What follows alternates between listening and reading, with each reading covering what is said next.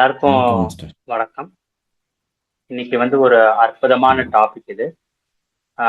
அதுவும் வந்து பிதாமகர் பிரம்மரிஷி பத்ரிஜி அவரை பத்தி பேச போறேன். ஃபர்ஸ்ட் இந்த மாதிரி குருமார்களை பத்தி பேசணும்னாலே அது நம்மளுடைய பாக்கியம்னு சொல்லுவேன். ஏன்னா இத வந்து பேசும்போது இதனால என்னன்னா இதுல ஃபர்ஸ்ட் நாம பலன் அடையும். என்ன மாதிரி பலன் அப்படின்னு பார்த்தோம்னா ஒன்னே ஒண்ணு சொல்லுவா. எதை நாம கொண்டாடுறோமோ அது நமக்குள்ள அப்படியே பர்மனண்டா இருக்கும்னு சொல்லுவாங்க. அதனாலதான் பக்தியில கூட பாத்தீங்கன்னா தெய்வங்களையோ குருமார்களையோ அவங்களோட கல்யாண குணங்களை கொண்டாடணும்னு சொல்லுவாங்க. ஏன்னா எந்த விஷயத்த கொண்டாடுறதுன்னா வேற எதுவும் இல்ல. கொண்டாடுறதுன்னா என்ன, எது நம்மளுக்கு பிடிச்சிருக்கோ அதை திருப்பி திருப்பி திருப்பி திருப்பி பேசிட்டே இருப்போம். சோ திருப்பி திருப்பி நம்ம எதை பேசிட்டே இருக்கோமோ அதே நம்ம நினைப்பா மாறும்போது அதுவே அந்த நினைவா மாறும்போது அதுவே ஒரு ஸ்டேஜ்ல நம்ம எண்ணங்கள் அப்படியே மாறி மாறி மாறி நம்ம குணமா மாறும். ஸோ எப்போ அப்போ குணமா மாறுதோ அப்போ நம்மளுக்கு ஆட்டோமேட்டிக்கா லைஃப் வந்து பியூட்டிஃபுல்லா இருக்கும். ஏன்னா நம்ம லைஃப்ன்றது எதை வச்சு இருக்கு அப்படின்னா நம்மளோட குணங்களை வச்சுதான் இருக்கு.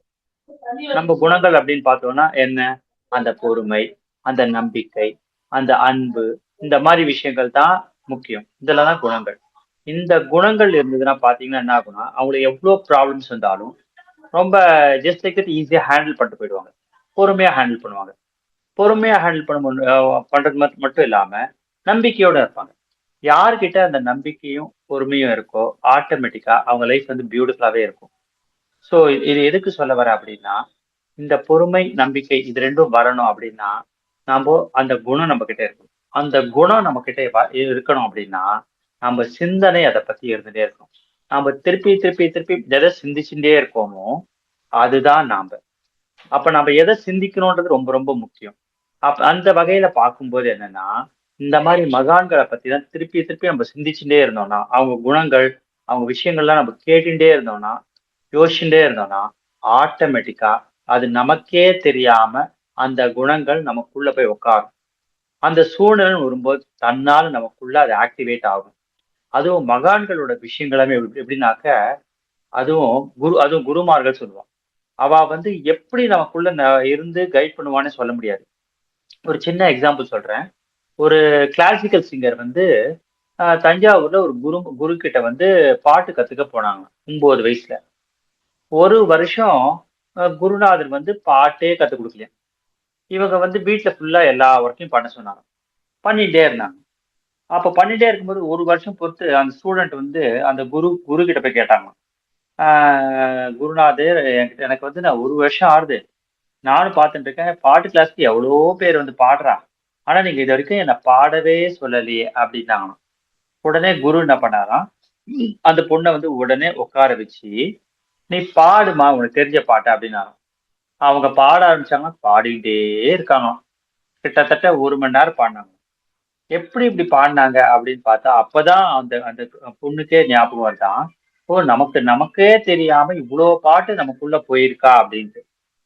சி இத வந்து என்ன புரிய வருது அப்படின்னா, குருமார்கள் வந்து அழகா அவங்க வந்து யாரோட நிலை எப்படி, யாருக்கு உட்கார வச்சு சொல்லி தரணும், யாருக்கு எப்படி எப்படிலாம் சொல்லிக் குடுத்தா, எப்படி எப்படிலாம் லிசன் பண்ணுவாங்க, எப்படி பயிற்சி குடுக்கணும்னு அவங்களுக்கு தெரியும்.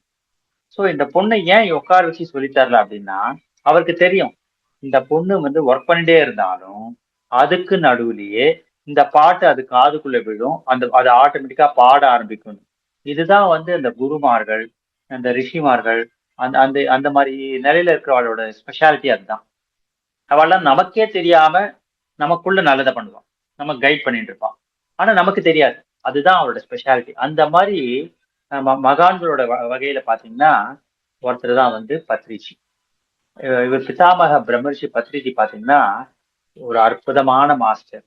இவர் வந்து இவர பத்தி சொல்லணும்னா சொல்லிட்டே போலாம். ஆனா எனக்கு தெரிஞ்சது கொஞ்சம் தான். இன்ஃபாக்ட் பிஎஸ்எஸ்ன்னு பார்த்தீங்கன்னா, நெறைய மாஸ்டர்ஸ் நெறைய பேசுவா. பட் எனக்கு தெரிஞ்ச ஒரு சில விஷயங்கள மாத்திரம் நான் ஷேர் பண்ணணும்னு நெனச்சேன். அத ஷேர் பண்றேன். ஃபர்ஸ்ட் ஆஃப் ஆல் இவர் வந்து என்னன்னு பார்த்தோம்னா, இவர் எல்லாரும் போல அ ஆஸ் யூசுவல் ஒரு மிடில் கிளாஸ்ல அண்ணன் தம்பிங்களோட பொறந்தவர் தான். ஒரு மாத்வா ஃபேமிலில பொறந்தவர் தான்.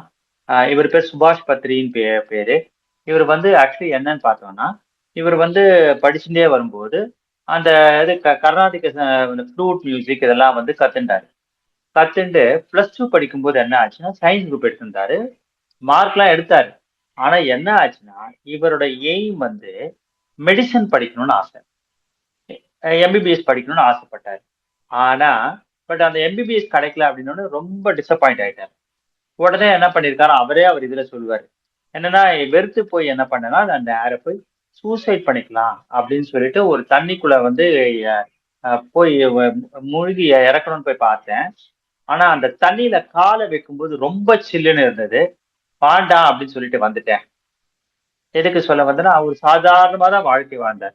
அதுக்கப்புறம் வந்து பிஎஸ்சி படிச்சார், எம்எஸ்சி படிச்சார். அதுக்கப்புறம் ஒரு கோரமண்டல் ஃபெர்டிலைசர்ஸ்ன்னு ஒரு கம்பெனில வந்து ஒரு மார்க்கெட்டிங் கம்பெனில மார்க்கெட்டிங்கா பண்ணியிருந்தார். ஒரு ஸ்டேஜ்ல ஹைதராபாத்ல நல்லா செட்டில் ஆனார். செட்டில் ஆயிட்டு அதுக்கப்புறம் வந்து கல்யாணம் பண்ணிட்டார். 2 பெண் குழந்தை பொறந்தது. அதுக்கப்புறம் வந்து பார்த்தோம்னா, அவரு வந்து இந்த கர்னூல், கடப்பா இந்த மாரி ஏரியால மார்க்கெட்டிங்ல ஒர்க் பண்ணியிருந்தார். அப்போ ஒர்க் பண்ணும்போது என்ன ஆச்சுன்னா, அவருக்கு வந்து டெய்லி அந்த ஃபிரெண்ட்ஸ் கூடலாம் வந்து பேசுவார். பேசும்போது கொஞ்சம் கொஞ்சம் நெறைய விஷயங்கள டிஸ்கஸ் பண்ணுவார். பண்ணும்போது என்ன பண்ணுவார்ன்னா, அவர்கிட்ட நெறைய புத்தகங்கள் படிக்கிற ஹேபிட் உண்டு. ஸோ அப்ப பல விஷயங்கள டிஸ்கஸ் பண்ணுவார். பண்ணும்போது அப்போ வந்து அவருக்கு வந்து வ அவர் ஃப்ரெண்ட் வந்து என்ன பண்ணியிருக்காரு, மெடிடேஷன் பத்தி சொல்லியிருக்காரு. சொன்ன உடனே ஒரு வாட்டி என்ன பண்ணியிருக்காரு, ஃபோன் பண்ணியிருக்காரு. பண்ணிட்டு என்ன பண்ணியிருக்காரு, ஃபோன்ல இப்ப சுபாஷ் சுபாஷ் நான் வந்து இந்த கார்லருந்து மெடிடேட் பண்ணேன். என்னோட மெடிடேஷன்ல நீங்க என்னென்ன ட்ரெஸ் பண்ணியிருக்கீங்கன்றதுலாம் எனக்கு தெரிஞ்சது. அப்படின்னு சொல்லி என்ன பண்றாரு, அவரோட ட்ரெஸ் கலர்லாம் சொன்னாரு. நீங்க இந்த ஷர்ட் போட்டிருக்கீங்க, இந்த பேண்ட் போட்டிருக்கீங்க அப்படின்னு கலர்ஸ்லாம் சொல்ல ஆரம்பிச்சாரு. அத கேட்ட உடனே ஆ சுபாஷ் பத்ரிஜி அவருக்கு வந்து பயங்கர ஷாக். சர்ப்ரைஸும் கூட. என்னடா இது! ஏதோ அந்த ஒரு கார்னர்ல இருக்காரு. இந்த கார்னர்ல நம்ம ஃபோன்ல பேசுறோம். ஆனா அங்கேருந்தே என்ன வந்து அந்த 3 ஐன்னு சொல்லுவா, மெடிடேட் பண்ணா. அந்த 3 ஐ மூலியமா இந்த அளவுக்கு என்ன வந்து பார்த்து இவ்ளோ துல்லியமா சொல்றாரு. பேண்ட் கலரு, ஷர்ட் கலர் எல்லாமே. அப்படின்ட்டு பயங்கர ஆச்சரியம். அன்னைக்கு வந்து அப்போ அவர் புரிஞ்சுட்டாரு. அப்போ மெடிடேஷன்ல எல்லாத்துக்கும் மீறின ஒரு பவர் இருக்கு. அப்படின்னு புடிச்சுட்டாரு. புடிச்சுட்டு அத அப்புறம் கத்துக்க ஆரம்பிச்சாரு. அப்பதான் அவர் ஃப்ரெண்ட் சொன்னாராம். அதாவது சுவாசத்த கவனிங்க. சுவாசத்த கவனிச்சா மைண்ட் காம் ஆகும். மைண்ட் காம் ஆனா மெடிடேஷன் ஸ்டார்ட் ஆகும். மெடிடேஷன் மூலியமா உங்களுக்கு வர வேண்டிய எல்லா பலன்களும் வரும்னு சொல்ல ஆரம்பிச்சாரு. ஸோ அத புடிச்சுட்டாரு. அது மாத்திரம் இல்லாம, அப்போ வந்து அங்க ஒரு இவர் இருந்தார். அவர் தங்கின ஊர்லயே ஒரு பெரிய மகான் இருந்தார். சதானந்த யோகின்னு சொல்லிட்டு. அவர் வந்து கிட்டத்தட்ட 300 வருஷமா ஒரு நல்ல ஸ்டூடண்ட்க்காக வெயிட் பண்ணியிருக்காரு. பத்ரிஜிய பார்த்தவுடனே இவர் தான் அந்த ஸ்டூடண்ட்ன்னு சொல்லிட்டு, பத்ரிஜிக்கு பல விஷயங்கள பத்தி சொல்லியிருக்காரு. சுவாசத்த பத்தி, இத பத்தி எல்லாத்த பத்தியும் டீட்டெயில்ஸ் குடுத்துருக்காரு. ஆனா அந்த மகான் என்ன பண்ணாரு, அந்த ரூம்லயே தான் இருப்பார். பத்ரிஜி என்ன பண்ணுவாருன்னா, டெய்லி அவருக்கு மார்னிங் அண்ட் ஈவினிங்லாம் ஃபுட் எல்லாம் குடுக்கறது, இதெல்லாம் பண்ணுவாரு. அவருக்கு வந்து அந்த சுருட்டு மாரி ஏதோ வாங்கிட்டு போய் குடுக்கறது, இதெல்லாம் பண்ணுவாரு. இத பண்ணிட்டே இருக்கும்போது அவருக்கு தான் நெறைய காலங்காத்தால 3 மணிக்கு போய் உட்கார்ந்து, அவர்கிட்ட என்னென்ன ஞான விஷயங்கள்லாம் இருக்கோ எல்லாத்தையும் கத்துப்பார். கத்துண்டு அப்படியே கொஞ்சம் கொஞ்சமா மெடிடேஷன்ல இறங்கினார். ஒரு ஸ்டேஜ்ல என்ன ஆச்சுன்னா, ஃபுல்லா மெடிடேஷன் வந்து இறங்கணும். நம்ம வந்து இனிமேல் நம்ம வந்த பர்ப்பஸ் வந்து மெடிடேஷனுக்காக அப்படின்னு புரிஞ்சின்ற உடனே என்ன பண்ணார், வேலைய விட்டார். வேலைய விட்ட உடனே என்ன ஆச்சுன்னா, மெடிடேஷன்ல ஃபுல் டைம் இறங்க ஆரம்பிச்சார். அப்போ இறங்கி மெடிடேட் பண்ண ஆரம்பிச்சோனே, அப்போ ஒருத்தர் வந்து சொன்னாராம். "நீங்க சொல்லிக் குடுத்த தியானம் எனக்கு ரொம்ப நல்லா இருக்கு. உங்களுக்கு ஒரு வீடு கட்டி தரேன்." அப்படின்னு சொல்லிட்டு ஒருத்தர் சொன்னாராம். அப்ப அதுக்கு அவரு பத்ரிஜி என்ன சொன்னாராம், "எனக்கு வீடு வேண்டாம். ஒரு பிரமிடு கட்டிக் குடுங்க" அப்படின்னாராம். எதுக்கு சொல்ல வரேன் அப்படின்னா, இந்த இன்சிடென்ட் அவர் இத்தனைக்கும் வேலைய விட்டுட்டாரு. வேலைய விட்டுட்டு கொஞ்சம் பினான்சியல் ப்ராப்ளம் இருந்தது. ஆனா அந்த மாரி ஒரு சூழ்நிலையில கூட, அவர் வந்து ஒருத்தர் வீடு கட்டி தரேன் அப்படின்னோனே அவர் என்ன பண்ணியிருக்காரு, "வீடு வேண்டாம். எனக்கு வந்து ஒரு பிரமிட கட்டிக் குடுங்க" அப்படின்னு சொல்லியிருக்காருன்னா, அப்ப அந்த மகானோட கான்ஃபிடன்ஸ் லெவல் பாருங்க. யூசுவலா நம்ம என்ன பண்ணுவோம் ஆஸ் எ ஹியூமன் பீயிங்கா, நாம வந்து ஓரளவுக்கு செட்டில் ஆயிட்டோமா, செக்யூர்டா இருக்கோமா, ஓரளவுக்கு கம்ஃபர்டபுளா ஆனதுக்கு அப்புறம் தான் ஒரு சில விஷயத்த எடுப்போம். கிட்டத்தட்ட நம்ம ரிஸ்கே கூட கால்குலேட்டட் ரிஸ்க்ன்னு சொல்லுவோம். அந்த மாரி தான் எடுப்போம். ஆனா, அந்த மகான் பாருங்க வேலைய விட்டவரு, வீடு கட்டி தரேன்னு சொன்னா, வீடு வேண்டாம், பிரமிடு சென்டர் கட்டிக் குடுங்கன்னு சொன்னாரு. அப்ப அவரோட கான்ஃபிடன்ஸ் லெவல் எப்படி இருந்திருக்கு பாருங்க. அப்ப அதனால தான் இவெல்லாம் மகான்னு சொல்றது. அது மட்டும் இல்ல, அவர் என்ன பண்ணியிருக்காரு, அவர் வைஃப்பையும், அவர் ஃப்ரெண்டையும் வச்சு உட்கார வச்சுட்டு, அவர் என்ன சொல்லியிருக்காரு, கையில பைசாவே இல்ல. ஃபியூச்சர்ல ஒரு பெரிய பிரமிட். ஒரு 160க்கு 160 ஸ்கொயர் ஃபீட்ல ஒரு மெகா பிரமிடு வரும் அப்படின்னாராம். அப்ப அவ ஃப்ரெண்டும் அவ ஒய்ஃபும் சிரிச்சாளாம். என்ன பத்ரிஜி, நம்ம கையில அடுத்த வேளை சாப்பாடுக்கே கஷ்டமா இருக்கு. ஆனா நீங்க என்ன சொல்றீங்க? 160க்கு 160 ஸ்கொயர் ஃபீட் பிரமிடு வரும்ன்றீங்க. எவ்வளவு பிரம்மாண்டமான பிரமிடு. எப்படி கட்ட முடியும் அப்படின்னாக்க, இல்ல வரும் அப்படின்னாராம். அதுக்கப்புறம் என்ன ஆச்சு? பல வருஷங்கள் பொறுத்து பெங்களூர்ல பிரமிடு வேலி அப்படின்னு ஒண்ணு கட்டி அதை இனாகுரேட் பண்ணான். அதை இனாகுரேட் பண்ணும்போது அவரோட ஃப்ரெண்டே வந்து சொன்னாராம். பத்ரிஜி வந்து பல வருஷங்களுக்கு முன்னாடி உட்காந்துட்டு 160க்கு 160 ஸ்கொயர் ஃபீட்ல ஒரு பிரமிட கட்டுவோம் அப்படின்னு அவர் சொன்னாரு. அவரோட க்ளோஸ் ஃப்ரெண்ட் அவர் கூட நான் டிராவல் பண்ணியிருந்தா கூட நான் நம்பல. ஆனா இன்னைக்கு அவரோட அந்த வாக்கு சக்தி இன்னைக்கு அவரோட ஒரு பைசா கூட இல்லைனாலும் இங்க எல்லாரோட கலெக்ஷன்லயும் அது ஆட்டோமேட்டிக்கா மேனிஃபெஸ்ட் ஆயிருக்கு அப்படின்னா அப்ப அந்த மகானோட வாக்கு எவ்வளவு பவர்ஃபுல், அதை விட அவர் பொறுமையும் நம்பிக்கையும் எவ்வளவு பவர்ஃபுல்ன்றத காமிச்சிருக்காரு. மகான்கள் எப்பவுமே சொல்ற ரெண்டே வார்த்தை பொறுமை, நம்பிக்கை. இத ரெண்டத்தையுமே பத்ரிஜி வந்து டெமான்ஸ்ட்ரேட் பண்ணிருக்காரு. அதுதான் அவர்கிட்ட ஸ்பெஷல். அவர் ஆக்சுவலி என்னன்னா அவர்கிட்ட பல பவர்கள் உண்டு பாத்தீங்கன்னா. பட் இருந்தாலும் மகான்கள் அந்த பவர்ஸ் எல்லாம் யூஸ் பண்ணவே மாட்டான். அவருக்கு அந்த தாட் பவர் உண்டுன்னு சொல்லுவாங்க. என்னன்னா இப்ப நம்ம இருக்கோம் அப்படின்னா, நான் ஒரு வாட்டி கூட அவர்கிட்ட முன்னாடி போய் உட்காந்துட்டேன். உட்காந்துட்ட உடனே என்ன பண்ணேன்னா, இந்த மாதிரி இப்ப பத்ரிஜி என்ன பண்ண போறாரு பார் அப்படின்னு ஒரு தாட்டை ரிலீஸ் பண்ணேன். உடனே அவர் என்ன பண்ணாரு, என் தலையில ஒரு அடி அடிச்சார். அப்பதான் புரிஞ்சது என்னன்னா, ஒரு மகான் முன்னாடி உட்காரும்போது பிளாங்கா உட்காரணும். நாம ஒரு தாட்டை போட்டு உட்கார்ந்தோம்னா அப்படி அவ நடந்துக்க மாட்டான். இதுக்கு ஒரு ப்ரூஃப் என்னன்னு பார்த்தோம்னா, ஒரு வாட்டி மைசூர்ல என்ன பண்ணிருக்காங்க, ஒரு பிஎஸ்எஸ்எம் டீம் வந்து பிரம்மாண்டமா வந்து ஒரு இத செட்டப்லாம் பண்ணிருக்காங்க மெடிடேஷன் ப்ரோக்ராம்க்கு. ஆனா அன்னைக்கு பத்ரிஜி போனவர் என்ன பண்ணிருக்காரு, எல்லாரையும் செம்ம திட்டிருக்காரு. திட்டின உடனே அவங்க எல்லாம் வெறுத்துட்டாங்க. என்னடா இது பத்ரிஜி வருவாரு, அவரை இம்ப்ரெஸ் பண்ணணும்னு பிரம்மாண்டமா ஒரு கிரியேஷன் பண்ணிருக்கோம். ஆனா அவர் வந்து இவ்வளவு திட்டுறாருன்ட்டு. அடுத்த நாள் பார்த்தா பத்ரிஜி வந்து எல்லாரையும் எக்கச்சக்கமா அப்ரிஷியேட் பண்ணாராம். அவங்களுக்கு ஒண்ணுமே புரியலையா. அப்போ அவங்க கேட்டாங்களாம், பத்ரிஜி நேத்து வந்து நீங்க வரீங்கன்றது தெரிஞ்சு உங்களுக்காக ஒரு பிரம்மாண்டமா ஒரு செட்டப்பை கிரியேட் பண்ணோம். ஆனா நீங்க அப்ரிஷியேட் பண்ணல, பயங்கரமா திட்டினீங்க.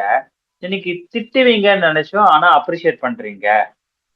எங்களால உங்களை புரிஞ்சிக்கவே முடியல அப்படின்னாங்களாம். அப்ப அவர் சொன்னாராம், குருமார்கள், ரிஷிமார்கள் இவாள்லாம் வந்து எப்படின்னா ஒரு யூனிவர்ஸ் மாதிரி. நாம அவளை பிக்ஸ் பண்ணக்கூடாது. அவ இப்படிதான் நடந்துப்பான்னு நினைச்சாலும் அப்படி நடந்துக்க மாட்டான். அவ வந்து நம்ம மைண்டுக்கு ஏத்த மாதிரி நடந்துக்க மாட்டான். எது உண்மையோ, எந்த காலத்துக்கு எந்த இடத்துக்கு எது தேவையோ அதுக்கேத்த மாதிரிதான் நடந்துப்பாளே தவிர நாம பிக்ஸ் பண்ணி இப்படிதான் நடந்துப்பான்னு மகான்களை நம்ம எதிர்பார்க்க முடியாது. அதான் மகான்களே. மகான்கள் ஒரு காரியம் பண்றா அப்படின்னா அதுக்கு பின்னாடி பல காரணங்கள் இருக்கும். அதுதான் அவர் சொன்னார். அப்போ நீ உன் மைண்ட வச்சு பிக்ஸ் பண்ணி மகான்களை பார்க்காத. அவ தாட்டு அவ பிளான் எல்லாமே யூனிவர்சல் லெவல்ல வேற மாதிரி இருக்கும் அப்படின்னு சொல்லி அன்னைக்கு காமிச்சாங்க. அது மட்டும் இல்ல, இன்னொரு இது என்ன ஆச்சுன்னா, ஒரு கப்பல் வந்து அவர்கிட்ட வந்து உக்காந்தாங்க. உக்காந்த உடனே என்ன ஆச்சா, அவங்க சொன்னாங்களாம், நாங்க கல்யாணம் ரொம்ப வருஷம் ஆச்சு, ஆனா எங்களுக்கு குழந்தையே பிறக்கல அப்படின்னாங்க. உடனே பத்ரிஜி சொன்னாங்க, நான் இங்க இருக்கிறது இதுக்கா இருக்கேன். நான் இருக்கிற காரணம் எல்லாருக்கும் மெடிடேஷன் சொல்லி கொடுக்கறதுக்கும் ஞானத்துக்காகவும் தான் இருக்கேனே தவிர இந்த மாதிரி விஷயம் இல்லை. இருந்தாலும் பரவாயில்லன்னு சொல்லிட்டு என்ன பண்ணாராம், அந்த கப்புல உட்கார வச்சு மெடிடேட் பண்ண வச்சாராம். எக்கச்சக்கமான கேள்விகளோட வந்த அந்த கப்பல் ஒரு 2 ஹவர்ஸ் மெடிடேஷன் பண்ண வச்சாராம். அவர் சொன்னாராம், நான் சொல்ற வரைக்கும் எந்த காரணம் கொண்டும் நீங்க கண்களை திறக்க கூடாதுன்னு. ஸோ மெடிடேஷன் பண்றா 2 ஹவர்ஸ் 2.5 ஹவர்ஸ் கிட்ட ஆச்சாம். அதுக்கப்புறம் பார்த்தா அவர் கண்ணை திறக்க சொன்னாங்க. கண்ணை திறந்த உடனே அப்புறம் வந்து அவங்க வந்து கண்ணை திறந்தன்னு கேட்டாங்க, சரி இப்ப நீங்க மெடிடேட் பண்ணீங்க என்ன தெரிஞ்சுதுன்னு. அப்போ அவங்க சொன்னாங்களாம், நாங்க குழந்தை இல்லையே இல்லையேன்னு கவலைப்பட்டோம். ஆனா எங்களுக்கு மெடிடேஷன் பண்ணதுக்கு அப்புறம் தான் தெரிஞ்சது எங்களுக்கு ஏன் குழந்தை இல்லை அப்படின்னா, நாங்க 2 பேரும் வந்தது யூனிவர்சல் ஒர்க்கை பண்றதுக்கு தான். எங்க பர்பஸே என்னன்னா உலக க்ஷேமத்துக்காக ஒர்க் பண்ண வந்திருக்கோம்னு தெரிஞ்சுது. அப்ப ஆட்டோமேட்டிக்கா அதுக்கு அப்ப குழந்தை இருந்தா குழந்தை வளர்க்கறதுல எங்க ஃபோக்கஸ் போயிடும். ஸோ எங்க பர்பஸ் வந்து உலகத்துக்காக ஒர்க் பண்ணணும்னு வந்தனால குழந்தை இல்லைன்றது புரிஞ்சுது. இனிமேல் நாங்க ஃபுல் டைமா யூனிவர்சல் ஒர்க் பண்ணுவோம் அப்படின்னு சொல்லிட்டு போனாங்க. அப்போ என்ன கேள்வியோட வந்தாங்க, எப்படி பண்ணாங்க பாப்பா பாருங்க. அது மட்டும் இல்ல, இன்னொரு ஒருத்தருக்கு பாத்தீங்கன்னா அவர் ஆரம்ப காலத்துல மெடிடேஷன் எப்படி சொல்லி கொடுத்தாரு அப்படின்னு பார்த்தோம்னா, அப்பெல்லாம் வந்து ஆரம்பத்துல பைசா அவ்வளவு கிடையாது, பஸ்ல தான் போவாரு. என்ன பண்ணுவாராம், யாராவது ஒருத்தர் மெடிடேஷன் கத்துக்கணும் அப்படின்னாக்க அந்த ஒருத்தருக்கு மெடிடேஷன் கத்துக் கொடுக்க நைட்டு ஃபுல்லா 5 மணி நேரம் 6 மணி நேரம் ஒரு 200 கிலோமீட்டர் 250 கிலோமீட்டர் 300 கிலோமீட்டர் டிராவல் பண்ணி நேரா அவங்க வீட்டுக்கு போயிடுவாங்க. காலங்கத்தால வீட்டுக்கு போனாலும் உடனே வந்து கதவு தட்ட மாட்டாராம். அவர் என்ன பண்ணுவாராம், அப்படியே அந்த திண்ணையில உட்காந்துப்பாராம். ஏன்னா நேர போய் நம்ம 4 மணிக்கு போய் இறங்குறோட்டு அவங்களை டிஸ்டர்ப் பண்ணக்கூடாது. என்ன பண்ணுவாரு, அவங்களா தூங்கி எழுந்துக்கிற வரைக்கும் வாசல்ல உட்காந்துட்டு இருப்பாங்க. அவங்களா கதவை திறந்து வெளியில வரும்போதுதான் அப்போ இவர் அவங்களுக்காக வந்தேன் அப்படின்றதை சொல்லி அந்த மெடிடேஷனையும் கற்றுக் கொடுத்து அப்படிதான் ஒவ்வொருத்தரா ஒன் பை ஒன் அந்த தியானத்தை அப்படி ஸ்ப்ரெட் பண்ண ஆரம்பிச்சோம். அப்படி ஒவ்வொருத்தருக்கா நைட்டு பஸ்ல எல்லாம் டிராவல் பண்ணி சைக்கிள்ல போய் பைக்ல போய் எல்லாம் டிராவல் பண்ணி அப்படி சொல்லி கொடுக்க ஆரம்பிச்சார். அதோட விளைவு அவர் எவ்வளவு பேருக்கு சொல்லி கொடுத்தாருன்னா, ஃபர்ஸ்ட் ஒரு ஏரியால சொல்லி கொடுத்தார். அப்புறம் ஒரு டிஸ்ட்ரிக்ட்ல சொல்லி கொடுக்க ஆரம்பிச்சார். அப்புறம் ஒரு ஸ்டேட் முடிச்சார். அப்புறம் ஆந்திரா ஃபுல்லா முடிஞ்சது. அப்புறம் தமிழ்நாடு முடிஞ்சது, கர்நாடகா, அப்புறம் நார்த் சைடு போனார். அப்புறம் பல கண்ட்ரிஸ் போனார். யுஎஸ், யூகே, கிட்டத்தட்ட பல கோடி மெம்பர்ஸ்க்கு அவரே டைரக்டா தியானம் சொல்லி கொடுத்துருக்காரு. அது மட்டுமா அப்படின்னா வருஷா வருஷம் பிரமிட் கொஞ்சம் கொஞ்சமா இன்க்ரீஸ் ஆக ஆரம்பிச்சது. இன்க்ரீஸ் ஆக ஆரம்பிச்ச உடனே தியானமா யஜ்ஞம் சொல்லிட்டு ஆந்திரால வருஷா வருஷம் 21ஆம் தேதி டிசம்பர் ஆரம்பிச்சு 1ஆம் தேதி வரைக்கும் அந்த இது வந்து அந்த ப்ரோக்ராம் நடக்கும். 10 நாள் ப்ரோக்ராம் அது. கிட்டத்தட்ட அதுல வந்து ஒரு 25,000 பேர் வந்து காலங்கத்தால் 4 மணிக்கு வந்து மெடிடேட் பண்ணுவாங்க. அது வந்து கட்டால் சொல்லிட்டு ஹைதராபாத் கிட்ட அந்த அளவுக்கு அவரை டெவலப் பண்ணாரு. நினைச்சு பாருங்க, கையில பைசா கிடையாது, அடுத்த வேலை சாப்பாடுக்கே கஷ்டம். அது மட்டும் இல்ல, அவர் என்ன பண்ணுவாரு, வீட்டுக்கு யாரை கூப்பிட்டு வந்தாலும் மெடிடேஷன் சொல்லி கொடுப்பாரு. கூடவே சாப்பாடு போட போட சொல்லுவாரு. அவங்க ஒய்ஃப் கிட்ட பைசா பல நேரங்கள்ல இருக்காது. ஆனா ஒய்ஃப் என்ன பண்ணுவா, பக்கத்துல எல்லாம் கடன் வாங்கி சாப்பாடு போட ஆரம்பிச்சாங்க. அவர்கிட்ட என்னன்னா யார் வந்தாலும் மெடிடேஷன் சொல்லி தரணும், சாப்பாடு போடணும், இது அவரோட குறிக்கோள். ஆனா எப்படியோ அவரோட அந்த ஸ்ட்ராங் தாட்டு இன்னைக்கு வரைக்கும் மெடிடேஷன் வந்து எந்த இடத்துல நடந்தாலும் பியூட்டிஃபுல்லா அந்த மெடிடேஷன் ப்ரோக்ராம் நடக்கும். ஈக்குவலா ஒரு குவாலிட்டி ஃபுட்டும் கொடுக்கணும் அப்படின்றது இங்க வந்து கொள்கையா வச்சிருக்கான். அதுக்கு பேஸ் யாருன்னா அந்த பிதாமக பிரம்மர்ஷி பத்ரிஜி தான். எதுக்கு சொல்ல வரேன் அப்படின்னா, அவரோட இதெல்லாம் இருக்கு பாருங்க, அந்த தாட்ஸ். அதே மாதிரியே அவர் வந்து ஸ்மோக் பண்ணிட்டார். ஒருத்தருக்கு கேட்டாராம் மெடிடேஷன் கத்துக்கோங்கன்ட்டு. நான் மெடிடேஷன் கத்துக்கிறேன், ஆனா நீங்க ஸ்மோக் பண்றதை நிறுத்துங்க, நான் கத்துக்கிறேன்னாராம். உடனே இவர் என்ன பண்ணார், ஸ்மோக்கிங்க நிறுத்தினார். ஒரு சாதா மனுஷனா இருந்தார். அப்போ ஸ்மோக்கிங் நிறுத்தினார். நிறுத்திட்டு இப்ப நீ மெடிடேஷன் கத்துக்கிறியா அப்படின்னு கேட்டார். உடனே அவர்ல கத்துக்கலையா. ஆனா அவர் கத்துக்கலனாலும் உடனே அவர் கத்துக்கலன்னு இவர் ஸ்மோக்கிங் ஸ்டார்ட் பண்ணிட்டார். இவர் என்ன பண்ணிட்டாராம், நாம சொன்ன வாக்க காப்பாற்றணுட்டு கடைசி வரைக்கும் ஸ்மோக் பண்ணாம விட்டார். அதே மாதிரி அவர் என்ன பண்ணுவாரு, ஒரு பூக்காரங்க பழக்காரங்களா இருந்தா கூட அவங்க கிட்ட என்ன பண்ணுவாராம், இன்னைக்கு உங்க பூவெல்லாம் நான் வாங்கிக்கிறேன், நீங்க என்ன பண்ணுங்க, எனக்கு அதுக்கு பதில், நான் உங்க கஸ்டமர் இல்லையா, நீங்க எனக்காக ஒரு 5 நிமிஷம் மெடிடேஷன் பண்ணுங்க, 10 நிமிஷம் மெடிடேஷன் பண்ணுங்க அப்படின்னு வரும். அதை கேட்டு அவங்க என்ன பண்ணுவாங்க, இவர் வாடகை கஸ்டமர் ஆச்சே, ஒரு 2 மணி நேரம் இருந்து விற்க வேண்டிய பூவை ஒரு 2 நிமிஷத்துக்கு வாங்கிட்டனால இவர் சொல்றபடி கேட்பாங்க. இவர் உடனே என்ன பண்ணுவாரு, மெடிடேஷன் பண்ணுங்க, மெடிடேஷன் பண்ணுவாங்க. இப்படிலாம் அவர் மெடிடேஷன் வந்து ஸ்ப்ரெட் பண்ண ஆரம்பிச்சார். அது மட்டும் இல்ல, அவரோட இன்னொரு குவாலிட்டி என்னன்னா, எப்பவுமே ஒரு பிரமிட இனாகுரேட் பண்ணணும் அப்படின்னு கூப்பிடுறாங்கன்னா என்ன பண்ணுவாராம், அவர் உடனே நேர போய் நின்றுட்டு இது கட் பண்ண மாட்டாங்க ரிப்பனை.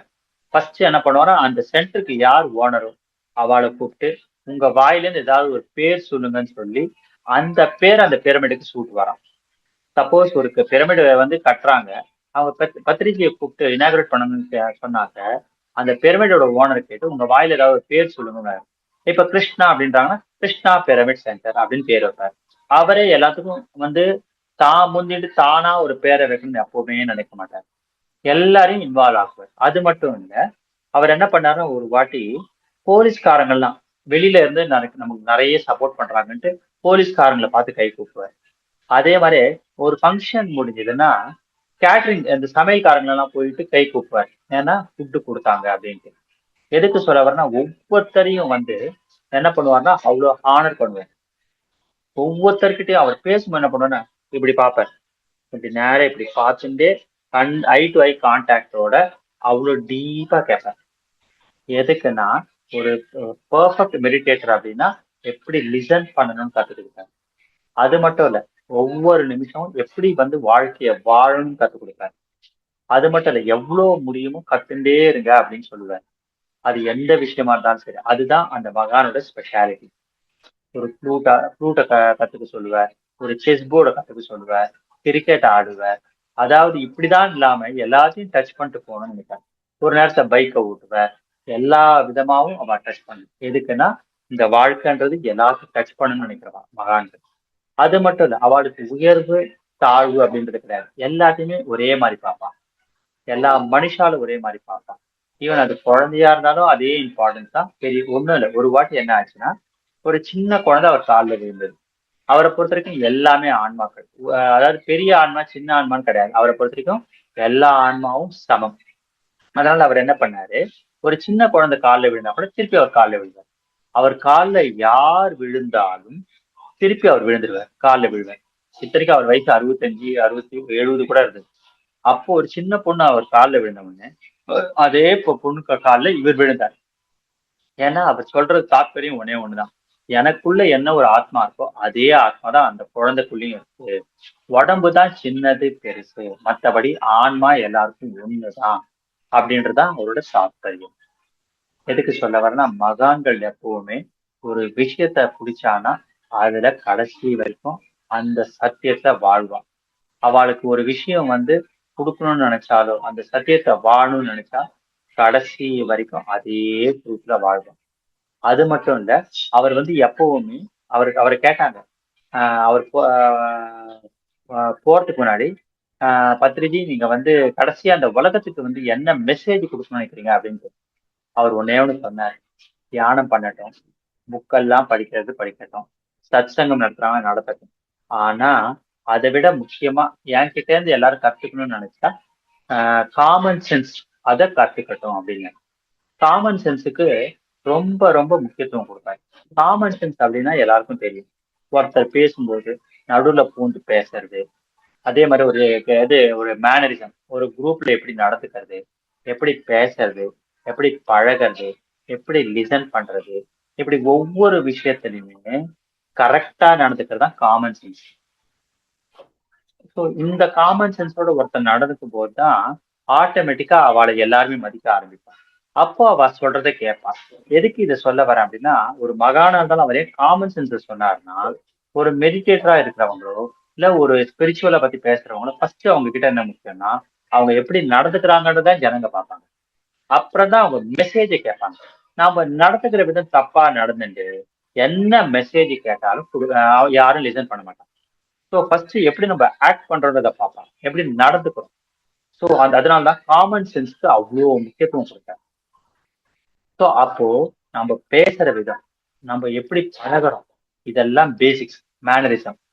இது ஃபர்ஸ்ட் நல்லா இருந்தாதான் அவன் மெடிடேஷனை பத்தி பேச முடியும். நம்ம மெடிடேஷனை பத்தி பேசினா ஜனங்க கவனிப்பாங்க.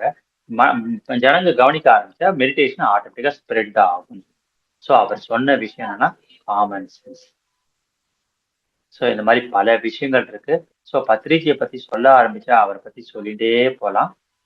எல்லாரும் கேட்டாங்க, பத்ரிஜி நீங்க வந்து சென்னைக்கு அப்படி வரீங்க அப்படின்னா எங்க எல்லாருக்கும் ஒரு உற்சாகமா இருக்கு. நீங்க இருக்கும்போது நாங்க பயங்கர உற்சாகமா வேலை செய்யறோம். நீங்க அப்படி போனதுக்கு அப்புறம் எங்களுக்கு அப்படியே டயர்ட் ஆயிடுது, அந்த எனர்ஜி இல்லையே அப்படின்ட்டு. அதுக்கு அவர் சொன்னாரு, நான் லோகக்ஷேமத்துக்காக ஒர்க் பண்ணும்போது என் கூட பல குருமார்கள் இருப்பாங்க, அதனால அந்த எனர்ஜி. நான் எங்கெல்லாம் போறேனோ அங்கெல்லாம் அவங்க இருப்பாங்க. ஸோ அதே மாதிரி யூனிவர்சல் ஒர்க் நம்ம பண்ண ஆரம்பிச்சிட்டா, லோகக்ஷேமத்துக்கு ஒர்க் பண்ண ஆரம்பிச்சா நம்ம கூட கடவுள்மார்கள், குருமார்கள், ரிஷிமார்கள் எல்லாருமே கூட இருப்பாங்க. நாம நமக்காக மாத்திரம் டெவலப்மெண்ட் ஒர்க் பண்ணா இருப்பாங்க. ஆனா உலக நன்மைக்கு நம்ம ஒர்க் பண்ணும்போது கடவுள்மார்களுக்கு, குருமார்கள், ரிஷிமார்களுக்கு எல்லாம் பிடிச்ச விஷயமே லோகக்ஷேமம் தான். அதை நாம பண்ண ஆரம்பிக்கிறோமோ அப்ப கண்டிப்பா நம்ம கூட இவங்க எல்லாரும் இருப்பாங்க. இதுதான் இந்த யூனிவர்சல் ஒர்க்கோட ஸ்பெஷாலிட்டி. அதனாலதான் லோகக்ஷேமத்துக்காக ஒர்க் பண்ணுங்கன்னு ஏன் சொல்றோம்னா, லோகம் க்ஷேமமா இருந்தா ஆட்டோமேட்டிக்கா நம்ம குடும்பம் க்ஷேமமா இருக்கும். குடும்பம் க்ஷேமமா இருந்தா நாம க்ஷேமமா இருக்கும். எதுக்கு சொல்ல வரேன்னா, நம்ம தாட்ல இந்த உலகத்துக்கு நல்லது நினைச்சாலே நாம பாதி நல்லதுக்கு நடக்க ஆரம்பிச்சிடும். நம்ம ஆக்ஷனும் நல்லது ஆகி நம்ம வார்த்தையும் நல்லதா இருந்தா வாழ்க்கை கண்டிப்பா நல்லதா தான் இருக்கும். இதுதான் மகான்களோட இதுவே மெசேஜ். ஸோ நம்ம அது பிரகாரம் வாழ்வோம், மகான்களை கொண்டாடுவோம். மகான்களை கொண்டாடினா வேற ஒண்ணும் இல்லை, அவளோட குணங்கள் நமக்கு வரும். அந்த குணம் வந்தா நம்ம வாழ்க்கை கண்டிப்பா அற்புதம், ஆனந்தமா தான் இருக்கும். Thank you master.